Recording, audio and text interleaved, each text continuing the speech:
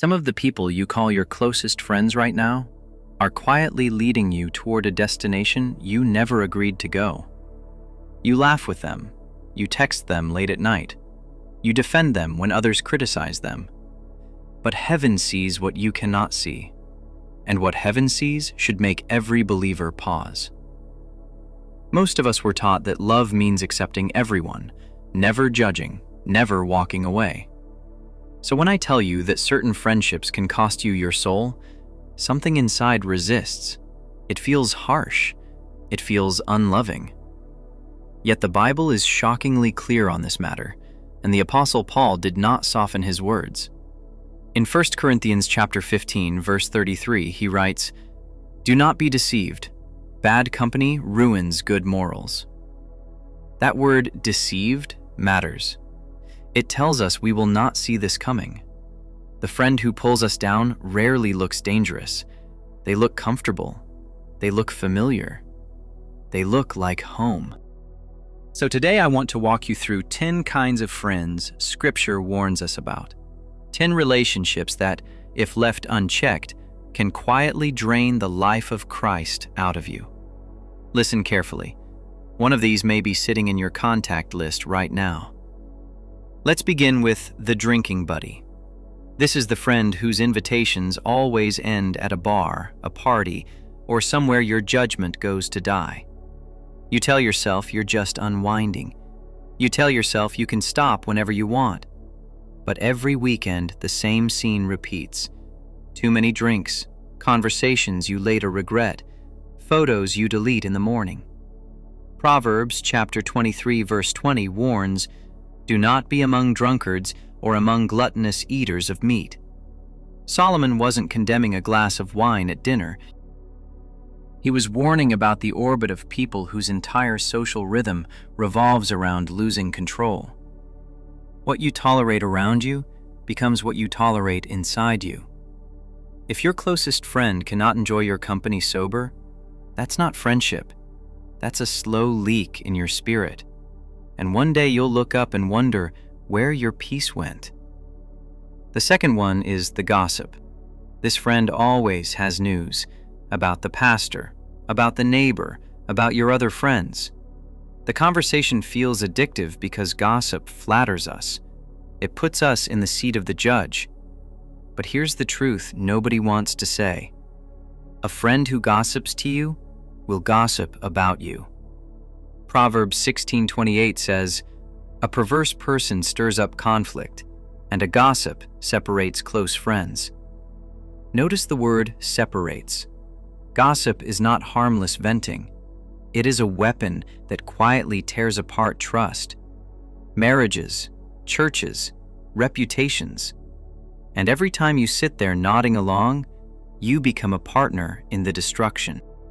Walk away from the conversation, or walk away from the friendship. Number 3 is the mocker, the friend who treats your faith like a joke. You mention you've been praying, and they roll their eyes. You skip an event because of church, and they call you too holy now. Little by little, the laughter wears you down. You stop talking about Jesus around them. You stop praying before meals when they're at the table.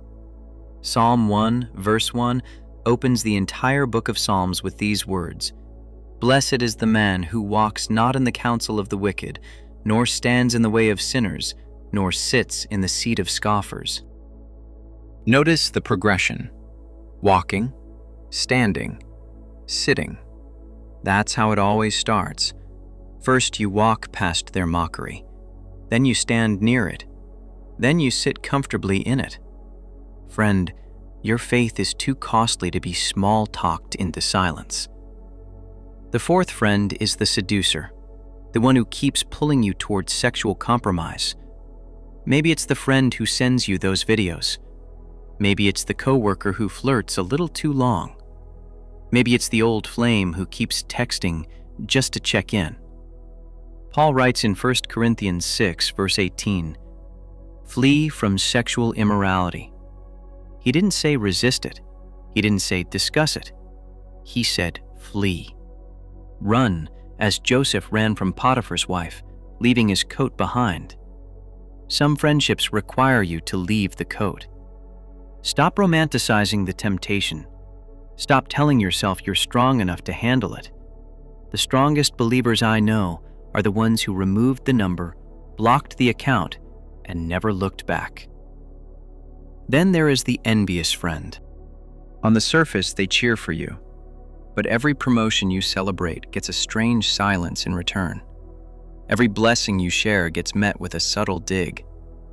James chapter 3, verse 16 says, "For where jealousy and selfish ambition exist, there will be disorder and every vile practice." Envy is one of the quietest poisons in the Bible. It killed Abel. It sold Joseph into slavery. It nailed Christ to a cross. A friend who cannot rejoice with you when God blesses you will eventually rejoice when you fall. Pay attention to who claps for you in private, not just who claps in public. The sixth one, the chronic liar. This is the friend whose stories never quite add up. They lie about small things, big things, everything between. You've made excuses for years, but Proverbs 12:22 is blunt. Lying lips are an abomination to the Lord, but those who act faithfully are His delight. When you keep a liar close, you slowly stop trusting truth itself. You start excusing dishonesty in yourself. You start shading your own words. Truth is the language of heaven. If your closest friend cannot speak it, you are learning a foreign tongue. Number 7 cuts deep.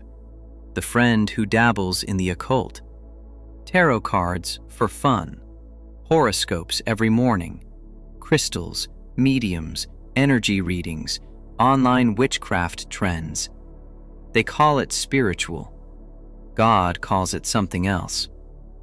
Deuteronomy 18 verses 10 and 11 lists practices God explicitly detests, including divination, sorcery, and consulting the dead. This isn't a cultural preference, it's a spiritual doorway. And when you sit beside someone who has opened that door, you are breathing the air that comes through it. You cannot serve two kingdoms. You cannot mix the table of the Lord with the table of demons. Choose this day whom you will serve. The eighth friend is the stingy soul, the one who clenches every dollar, who never gives, who mocks generosity as foolishness. You might think this is harmless. It isn't. Proverbs 11:24 says, "One gives freely, yet grows all the richer. Another withholds what he should give, and only suffers want." Stinginess is not financial wisdom. It is a heart posture. Spend enough time around it, and you'll find yourself calculating the cost of every kindness, hesitating to bless your own family, treating God's people as a budget line. A closed fist eventually becomes a closed heart. The ninth one is the avenger, the friend who keeps a ledger of every wrong done to them and to you. They remember insults from a decade ago. They plot small revenges. They drag you into their grudges. Romans 12:19 says, "Beloved, never avenge yourselves, but leave it to the wrath of God." Vengeance is heavy work, and it always demands accomplices. Don't be one. The friend who teaches you to hold a grudge is teaching you to drink poison and wait for someone else to die. And finally, the 10th, the most dangerous of all, the counterfeit Christian. They quote scripture, they attend services, they post worship lyrics online, but their life off camera tells another story. Behind the curtain there is bitterness, immorality, manipulation, pride. 2 Timothy 3 verse 5 describes them perfectly. Having the appearance of godliness, but denying its power. Avoid such people. Paul didn't say correct them. He didn't say partner with them in ministry. He said avoid. The counterfeit is more dangerous than the obvious sinner because the counterfeit makes you feel safe while leading you astray. Now hear me carefully. This message is not a license to become cold, proud, or self-righteous. Jesus ate with sinners, but he was never shaped by them. He shaped them. The question is not whether you have unbelieving people in your life. The question is whether they are influencing you or you are influencing them. There is a difference between ministering to someone and merging your soul with them. You can love a person and still refuse to give them the keys to your heart. If this message stirred something in you, send it to a friend who is at a crossroads with their circle. Someone you love is one decision away from a slow drift, and your text today might be the lifeline they didn't know they needed.